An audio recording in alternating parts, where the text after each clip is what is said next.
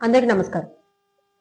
తమ స్వార్థ రాజకీయాల కోసం కులాల్ని, కిరాయి మీడియా సంస్థల్ని మాత్రమే కాకుండా ఆఖరికి కలియుగ ప్రత్యక్ష దైవమైన ఆ దేవదేవుడు శ్రీ వెంకటేశ్వర స్వామిని కూడా తమ స్వార్థ రాజకీయాల్లో భాగాన్ని చేసిన ఘనత ప్రస్తుత కూటమి ప్రభుత్వానికి దక్కుతుంది.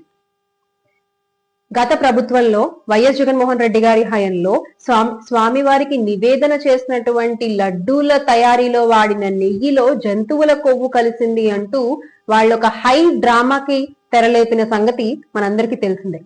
అయితే ఆ కథ కంచికిపోయింది, వాళ్ళ డ్రామా ముగిసిపోయింది. ఎప్పుడు? మొన్న సిబిఐ ఇచ్చిన నివేదిక ద్వారా ఐఎస్ఆర్ఏ ఎన్డీడీబీ ల్యాబ్లలో శాస్త్రీయంగా పరిశోధించి ఎలాంటి జంతువుల కొవ్వు కూడా జగన్మోహన్ రెడ్డి గారు ముఖ్యమంత్రిగా ఉన్నప్పటి హయంలో లడ్డూల తయారీలో కలవలేదు అని చెప్పి సాధికారికంగా నివేదికను వెల్లడించిన తర్వాత వీళ్ళ డ్రామా ముగిసిపోయింది. దాంతో ఏం చేయాలో అర్థం కాలేదు పెదబాబు గారికి, చిన్నబాబు గారికి, మన పీపీపీ గారికి. ఎలా మనం ఇంత డ్రామా తెరలేపాము, అన్ని మెట్లు కడిగాము, కింద నుంచి పైకి కడిగాము, ఒక బురద జల్లేసాము వైఎస్ఆర్ కాంగ్రెస్ పార్టీ మీద. మరి ఈ రోజున మనం చెప్పినవన్నీ అబద్ధాలు అని చెప్పి తేల్చేసింది నివేదిక అని చెప్పి ప్రజలు కూడా మాట్లాడుకుంటున్నారు. ఈ లడ్డు విషయంలో జగన్మోహన్ రెడ్డి గారు ఎలాంటి తప్పు లేదంట, ఎలాంటి జంతువుల కొవ్వు కలవలేదంట నెయ్యిలో అని చెప్పి ప్రజలు కూడా మాట్లాడుకుంటున్నారు. తప్పంతా కూటమి వైపు చూపిస్తున్నారు, అన్ని వేళ్లు మన వైపే చూపిస్తున్నాయి అనుకున్నారో ఏమో.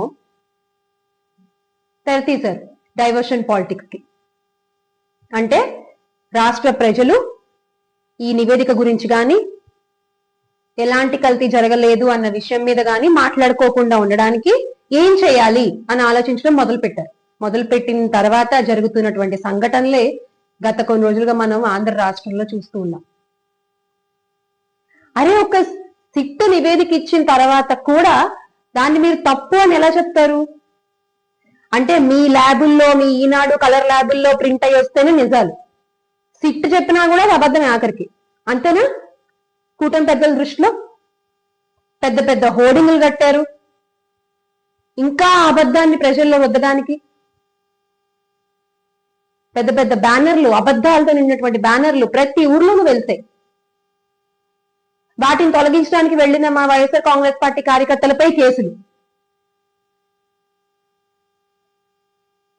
అసలు ఈ నివేదిక వెల్లడించిన తర్వాత, ఎలాంటి కల్తీ జరగలేదు అని చెప్పి నివేదిక వచ్చిన తర్వాత పిఠాపురం పీఠాధిపతి పవన్ కళ్యాణ్ గారు ఎందుకు మాట్లాడట్లేదు? ఎందుకు దీని మీద కనీసం స్పందించలేదు? మీరు అది మాట్లాడకపోగా మా వైఎస్ఆర్ కాంగ్రెస్ పార్టీ నాయకులపై దాడులు చేస్తూ వస్తున్నారు వరుసగా. గుళ్ళ దగ్గరికి వెళ్తే గుళ్ళ దగ్గర ఆపుతారు, ఇళ్ల మీదకి వచ్చి దాడులు చేస్తారు. నిన్నటికి నిన్న అన్ని గంటల పాటు పోలీసుల సమక్షంలో అంబటి రాంబాబు గారి ఇంటిపై జరిగినటువంటి దాడి రాష్ట్రంలో ప్రజాస్వామ్యం ఎలా ఉంది, అసలు ఉందా లేదా అనే ప్రశ్నకు దారితీస్తుంది.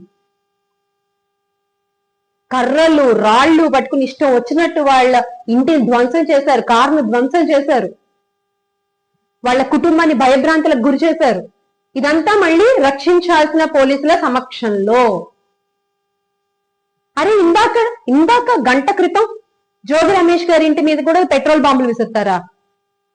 చంపేద్దామని డిసైడ్ అవుతారా ఏంటి మీరు? నాకు అర్థం కాదు. ఆ రోజున ఎలా అయితే వంగవీటి రంగా గారిని నడి రోడ్డు మీద హత్య గురి చేశారో ఇదే చంద్రబాబు నాయుడు గారి అధికారంలో ఉన్నప్పుడు, మళ్ళీ అలాంటివి ఏమైనా ప్లాన్ చేసుకుంటున్నారా ఏంటి?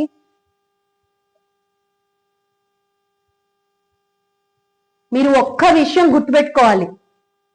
మీరు ఎన్ని దాడులు చేసినా, మీరు ఎన్ని కుట్రలు పన్నినా, ఎంత మందితో మీరు ఇళ్లపైకి వచ్చినా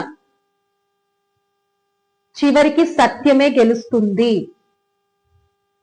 నిజాన్ని బయటికి రాకుండా ఎవ్వరూ ఆపలేరు.